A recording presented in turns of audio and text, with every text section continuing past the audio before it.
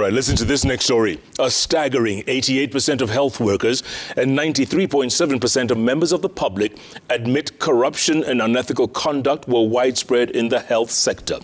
This is according to a new report by the Ethics and Anti-Corruption Commission. It looked at corrupt practices during the pre-tendering, tendering and post-tendering stages. The report comes on the heels of at least 2 EACC surveys that ranked the Ministry of Health as the most corrupt government ministry. Let's get more from our very own Victoria Rubadiri. A healthcare project in this country comes at a pretty sum. The average bribe to secure a contract is almost 400,000 shillings. In some cases, that price would be as high as 3 million. A new report by the Ethics and Anti-Corruption Commission reveals some individuals would part with 10% of the project value, most bribes paid in cash. It is one of the many examples of corruption the report done in conjunction with the UNODC highlighted as it scrutinized the pre-tendering, tendering and post-tendering stages of countless projects within the health sector. We noted instances of similarities between the tender sum and the budgeted sum. We know now the procurement law allows us to publish what you have, your procurement plans online. But before this study, when this study was being done, that was not the case.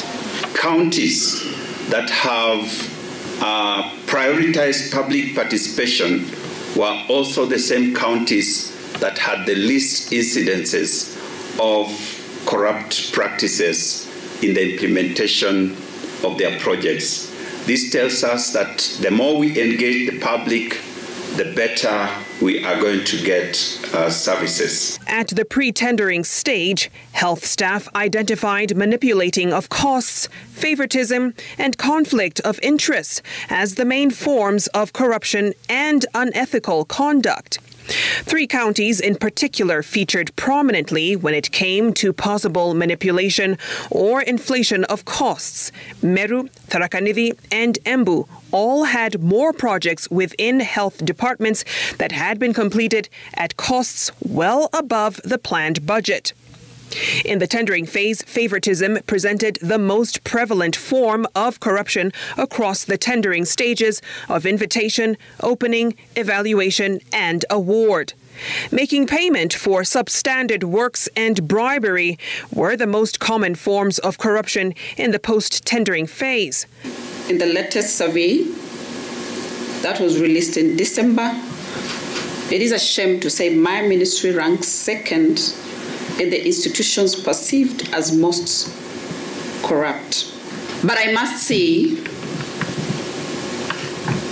that I'm going to stand tall and lead this ministry to doing the right thing. The survey targeted over 2,000 respondents that included hospital employees, members of the public, contractors, county experts, and senior government officials drawn from 25 sampled counties across the country. Victoria Rubadiri, Citizen